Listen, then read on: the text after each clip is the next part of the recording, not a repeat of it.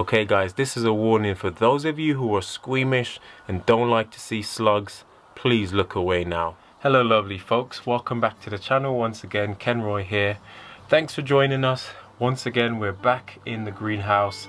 We're in the garden. I can hear the birds singing away atop of the trees, and we know that spring is just around the corner.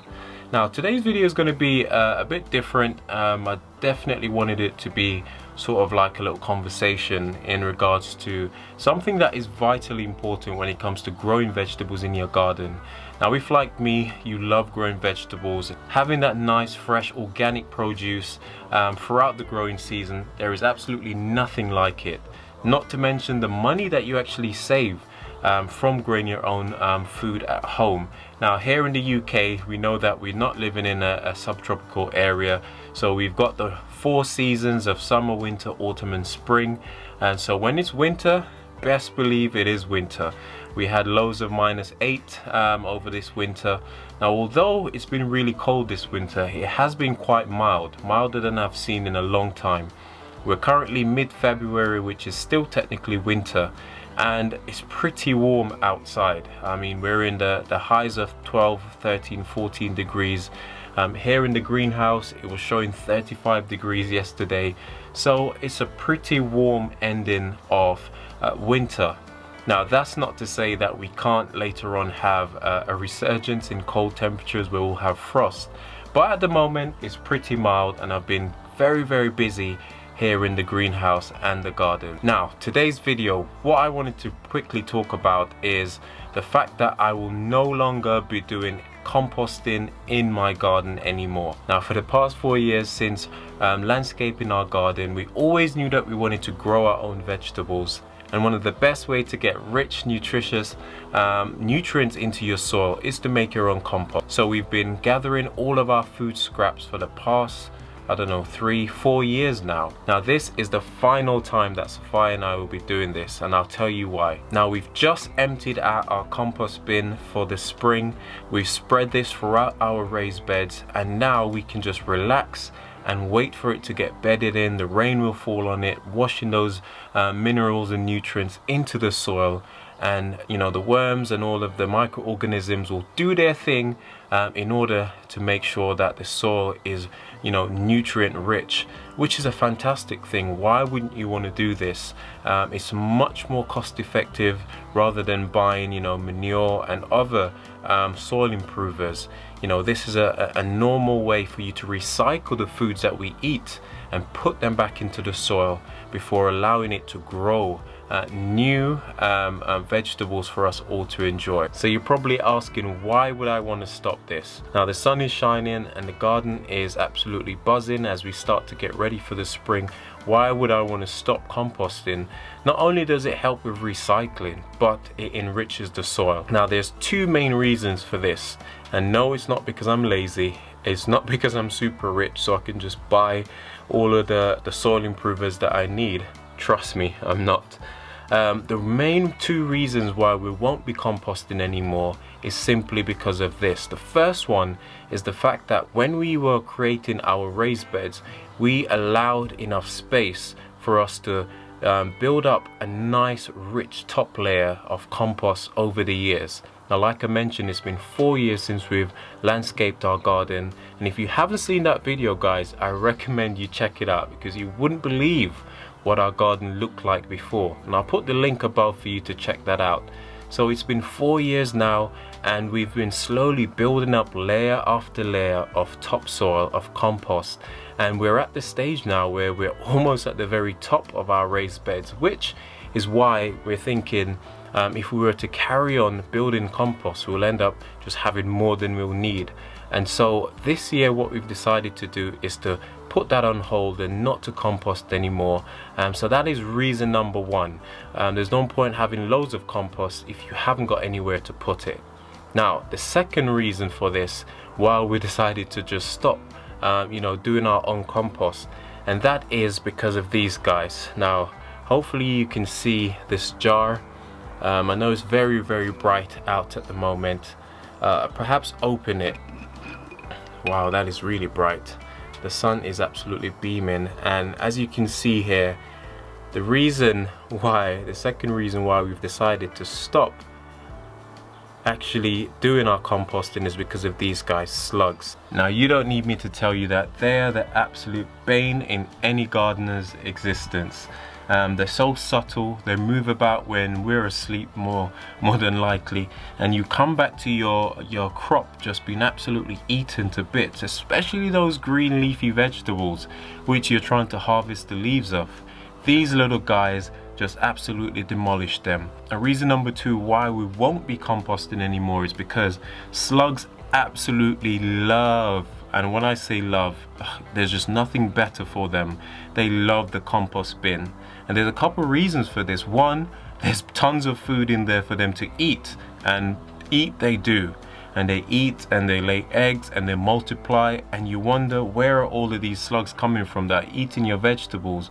When you come out in the morning, they're nowhere to be seen, and that's because they're hiding away in your compost bin.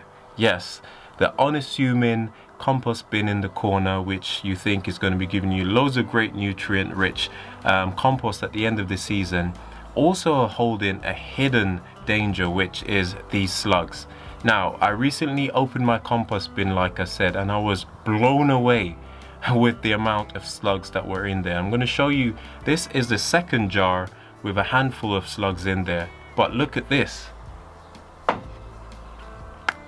Yeah, that is a completely full honey jar of slugs, guys. Now, I know you probably can't see this on the camera very well. In a moment I'll open it for you to see proof that this definitely is a jar full of slugs. Now, this is what I was able to, these are the ones I was able to capture from my compost bin, and the whole family, Sophia, Abigail, was just absolutely blown away by the amount of slugs that were in this compost bin. And the compost bin is in the middle of our garden, right next door to our greenhouse, and it explains a lot of where these slugs have been coming from, that's been climbing underneath my greenhouse door and getting in to eat all of our greens. And so, yeah, if we have a compost bin, it only allows a more nutritious feeding and breeding ground for the slugs, which you don't want in the garden. Now, I don't want to use any pesticides or anything like that, so I'm trying as best as possible to use natural ways of getting rid of this pest. And so by omitting or no longer keeping a compost bin, clearly this will reduce the amount of slugs which are in the garden. Okay guys, this is a warning for those of you who are squeamish and don't like to see slugs. Please look away now. But we would love for you to watch, guys, so that you can find out why we no longer want to have a compost bin in our garden. Okay guys, so are you ready? I'm going to open this and you can see just how much slugs is in this jar. That is just absolutely disgusting. I'm sure there's more that's been left in the compost that we've mixed and spread in our raised beds. But as you can see, these guys are just absolutely everywhere. This is a whole, I think it's like 750 gram jar which we normally have our honey in, and you can see just how many slugs. Now imagine these guys at nights when you go to sleep, they're sort of let loose to wreak havoc in your garden. Absolutely nuts. Okay guys, so that's it. That is the main reasons why we will no longer be composting in our garden. Now, I'm not saying that in the future we might not decide to, start from scratch again and maybe try and do some composting, but yeah, it's just seeing the amount of slugs and knowing the damage that they cause throughout the season. We can't have them just living in our compost bin, laying their eggs, breeding, and just undoing all the hard work that we're trying to put in. Now, what I will try to do in the, going forward in terms of composting is to get ourselves some well-rotted horse manure, which we normally use anyway. It's normally very, very good for the soil. Just mix that in. But as for all those food scraps, we're definitely gonna lay off on that for the moment. Especially now that our raised beds are at the level which we've always wanted them to be at. So yeah, let me know about your thoughts down below, guys. Perhaps you've had a similar experience. Perhaps you know about the slug situation in the compost bin, and you still, you know, think that it outweighs, you know, the good outweighs the bad. It's entirely up to you, of course. But as for us, we will definitely not be doing that in the coming years, for the foreseeable future. So I thought I'd just bring that to you for those of you who didn't know about composting and, you know, how it attracts slugs. It can be quite awful once you pop that compost bin open. At the end of the day, nobody wants to see all of these guys just wiggling around, and they look so innocent, don't they? You almost feel bad killing them, but yeah, this is definitely far too much. I'm all for live and let live, but yeah, they've got to go. So hope you guys enjoyed this video. Sorry if anyone has been put off. I know that it's quite gross, but I just thought, as a gardener to another gardener, I'll just bring this to you in case you didn't know. So watch out for those slugs in your compost bin, guys, because it can get pretty slimy.